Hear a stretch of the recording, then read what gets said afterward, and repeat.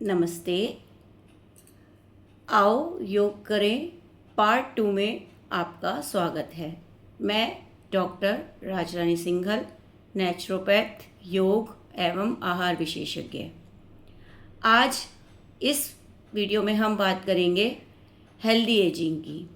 अंतर्राष्ट्रीय योग दिवस की theme yoga for healthy ageing है इस बार। इस थीम का मुख्य उद्देश्य बढ़ती उम्र में शारीरिक, मानसिक और भावनात्मक स्वास्थ्य को बेहतर बनाना है। यह थीम दुनिया भर में तेजी से बढ़ती बुजुर्ग आबादी और स्वस्थ जीवन शैली की आवश्यकता को ध्यान में रखते हुए चुनी गई है। उम्र बढ़ना एक स्वाभाविक प्रक्रिया है, लेकिन इसका अर्थ यह नहीं कि शारीरिक रूप से कमज़ोर और मानसिक रूप से हम निष्क्रिय हो जाएं।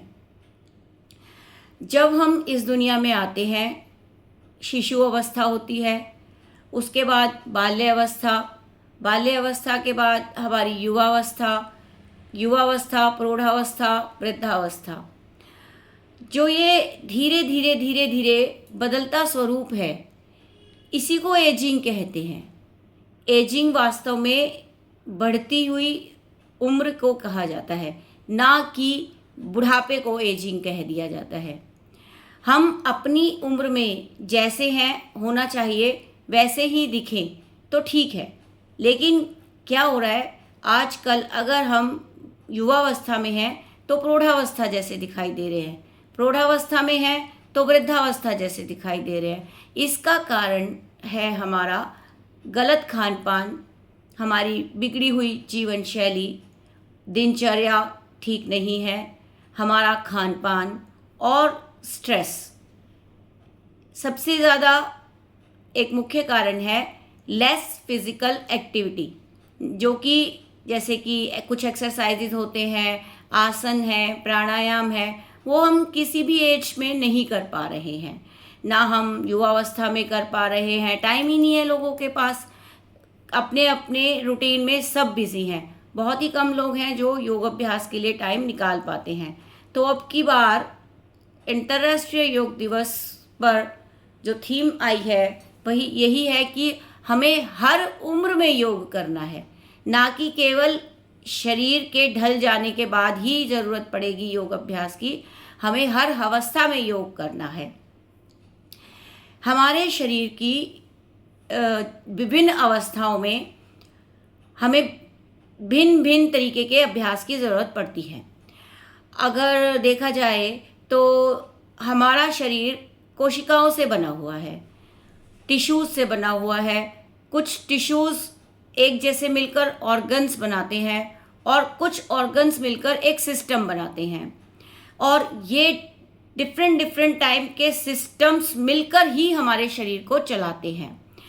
जैसे एक सेल से टिश्यूज़ बने, टिश्यूज़ से हमारा लंग्स बना, हार्ट बना, और हमारा liver, pancreas, kidneys, gall bladder, uterus, ovaries, हमारा प्रोस्टेट, हमारे इंटेस्टाइन्स, हमारे ब्लैडर्स, ये सब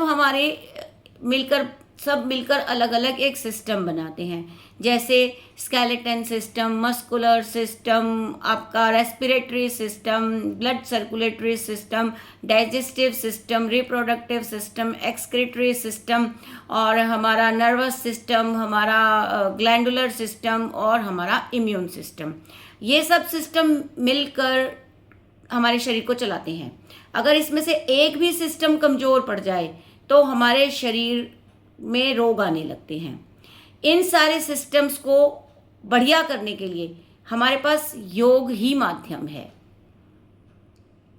हमारे 0 से 25 साल तक की उम्र में हमारी सेल्स बनती हैं और मरती हैं, लेकिन इनकी रेशो बनने की ज़्यादा और मरने की कम रहती है, जिससे कि हमारे शरीर का विकास ज़्यादा अच्छा होता है। 25 साल से लेकर 50 साल तक ये जो रेशो है कोशिकाओं के टूटने की, कोशिकाओं के बनने की, ये बराबर रहती है, जिससे कि जितनी मात्रा में बनती हैं उतनी मात्रा में टूटती हैं। जितनी मात्रा में रिपेयर होती हैं और बनती हैं उतनी मात्रा में टूटती हैं। इस तरीके से हम एक स्टेबिलिटी में रहते हैं। इस समय हमारा शरीर का विकास हो चुका होता है और हम अपने शरीर से पूरी क्षमता से काम लेते हैं। लेकिन आफ्टर 50 ईयर्स हमारे शरीर में ये रेशो बदल जाती है। शरीर में बनने वाली सेल्स की संख्या कम हो जाती है और टूटने वाले सेल्स की, मरने वाले सेल्स की संख्या ज़्यादा हो जाती है, जिसके कारण हमारे शरीर में कई लक्षण दिखाई देने लगते हैं।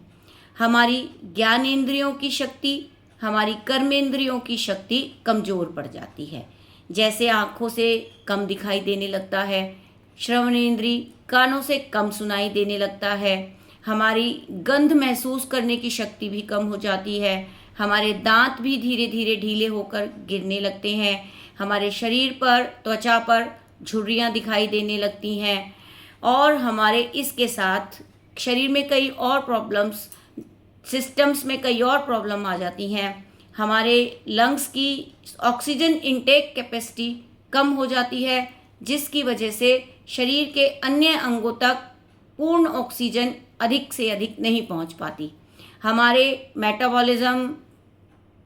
हमारा मेटाबॉलिज्म कमज़ोर पड़ जाता है, जिसके कारण digestive disorders like constipation, gas, acidity, indigestion, diabetes और अन्य तरीके के रोग आ जाते हैं। फेफड़ों की कार्य क्षमता कम होने से और हमारी ब्लड सर्कुलेशन में भी थोड़ी प्रॉब्लम आ जाती है, कम या ज़्यादा, जैसे हाई बीपी, लो बीपी, हार्ट प्रॉब्लम, इस टाइप की कुछ नेचुरल समस्याएं हैं जो कि उम्र बढ़ने के साथ साथ शरीर में दिखाई देती है। हमारे बालों का सफ़ेद हो जाना, हमारी स्किन पर झुर्रियाँ पड़ना, हमारे शरीर में ग्रंथियों के स्त्राव, हार्मोनल इम्बैलेंस हो जाता है। हम फीमेल्स में मेनोपॉज की प्रॉब्लम धीरे धीरे बढ़ने लगती है, उसके कॉम्प्लिकेशंस शरीर में आने लगते हैं, हड्डियां कमज़ोर हो जाती हैं। हड्डियों के कमज़ोर हो जाने से अगर कहीं हम हल्का सा भी अगर गिर जाएं तो टूटने का खतरा बना रहता है। तो ये सब प्रॉब्लम्स हमारी आफ्टर 50 ईयर्स आने लगती हैं। पहले हमें पूर्ण क्षमता से हम काम कर रहे होते हैं तो हमारे शरीर के कार्य करने की क्षमता घटती जाती है। इन सब चीज़ों को देखते हुए ही अब की बार हमारी थीम है योगा फॉर एजिंग। हमारे लिए एज सिर्फ एक नंबर है, ना कि बढ़ती हुई उम्र का लक्षण। तो योग इन सब चीज़ों पर काम करता है। हमारे शास्त्र में एक सूत्र आता है, न तस्य रोगो न जरा न मृत्यु प्राप्तस्य योगाग्निमयम शरीरम। जो व्यक्ति नित्य प्रति योगाभ्यास करते हैं उनके शरीर में कभी कोई रोग नहीं रहता। वो बढ़ती उम्र उनके लिए सिर्फ एक नंबर होती है, कोई बुढ़ापा नहीं होती और ना ही अकाल मृत्यु होती है। वह अपनी पूर्ण आयु को प्राप्त कर ईश्वर के चरणों में लीन होते हैं।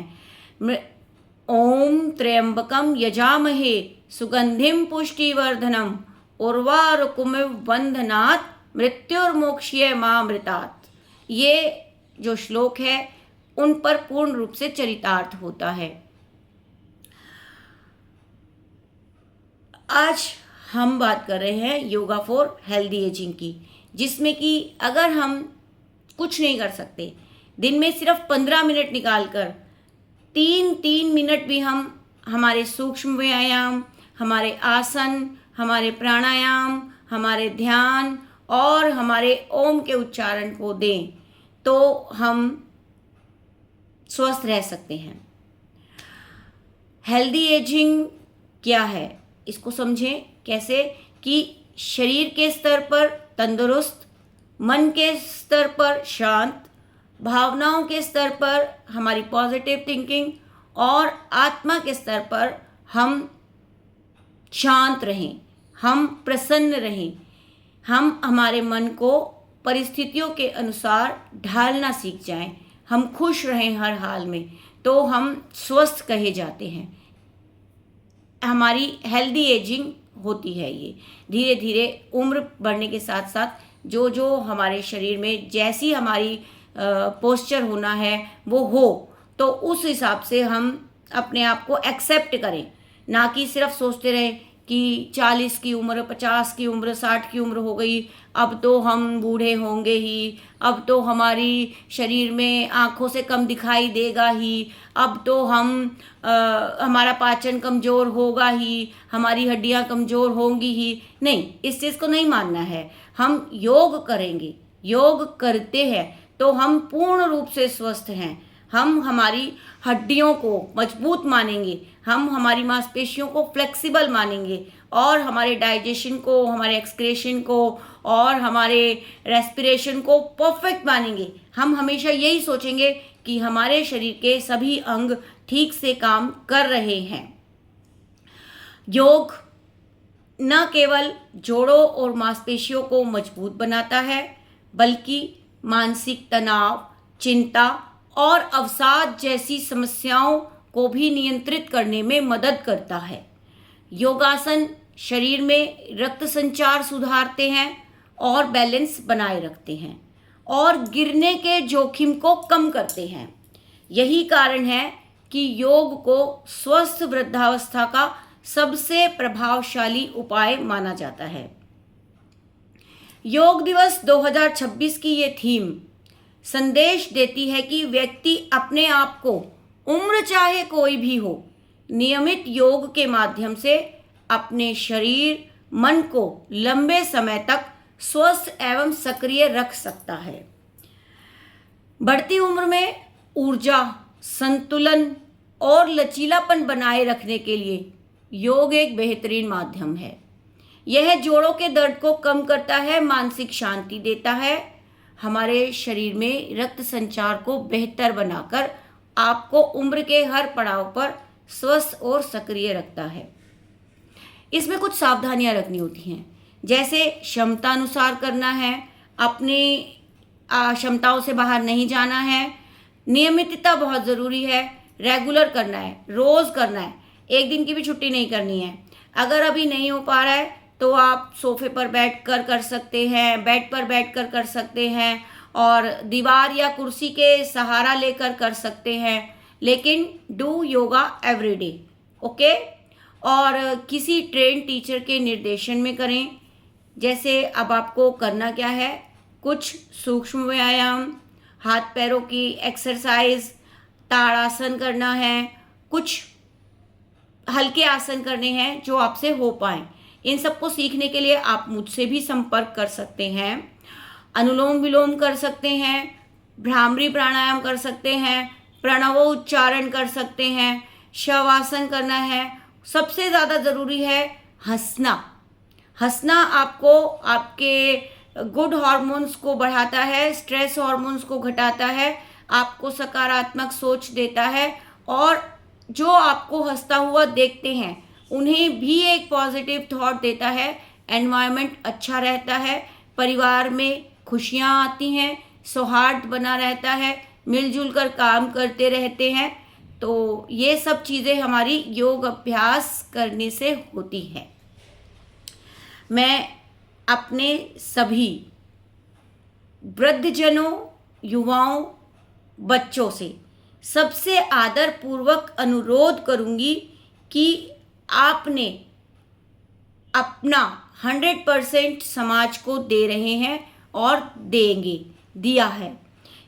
शारीरिक और मानसिक स्वास्थ्य के लिए मेरी आपसे हाथ जोड़कर विनती है कि आप सब योग अभ्यास ज़रूर करें और इसके लिए हमारा एक स्पेशल प्रोग्राम 21 जून को लोक विहार पार्क में ऑर्गेनाइज किया गया है। उसके लिए रजिस्ट्रेशन कराएं और उसमें आकर योग सीखें और अपने आप को स्वस्थ बनाएं। आज के लिए इतना ही, हम आगे फिर मिलेंगे। आओ योग करें पार्ट 3 में जल्दी ही मिलेंगे। आप सबको बहुत बहुत धन्यवाद। नमस्ते।